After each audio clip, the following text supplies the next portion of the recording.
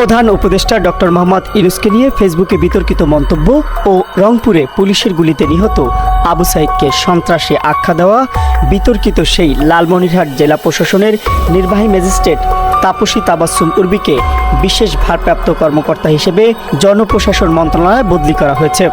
জনপ্রশাসন মন্ত্রণালয়ের সিনিয়র সহকারী সচিব নীলুফা ইয়াসমিনের সই করা এক প্রজ্ঞাপনে এই তথ্য জানানো হয়। তাপসী তাবাসসুম উর্বি নামের ওই নির্বাহী ম্যাজিস্ট্রেট ফেসবুকে লেখেন, সাংবিধানিক ভিত্তিহীন অন্তর্বর্তী সরকারের প্রধান উপদেষ্টা বলেছেন, রিসেট বাটনে পুশ করা হয়েছে, অতীত মুছে গেছে। রিসেট বাটনে ক্লিক করে দেশের সব অতীত মুছে ফেলেছেন তিনি। এত সহজ? কাউন্টডাউন শুরু হয়ে গেছে আপনার মহাশয়।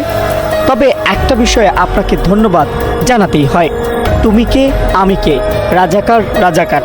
আপনাদের এই স্লোগানটা যে অক্ষরে অক্ষরে সত্য ছিল, এটা অল্প সময়ে দিনের আলোর মতো পরিষ্কার করে দিয়েছেন। এজন্য আপনাকে অসংখ্য ধন্যবাদ।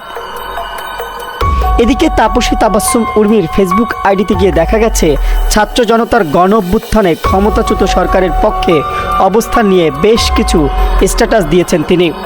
রংপুরে পুলিশের গুলিতে নিহত আবু সাঈদকে সন্ত্রাসী আখ্যা দিয়েও ফেসবুকে পোস্ট দেন তিনি।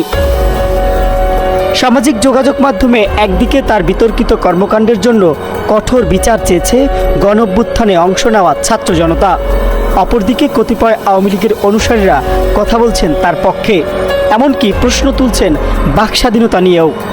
আসলেই কি তিনি সরকারি কর্মকর্তা হয়ে এমন মন্তব্য করতে পারেন?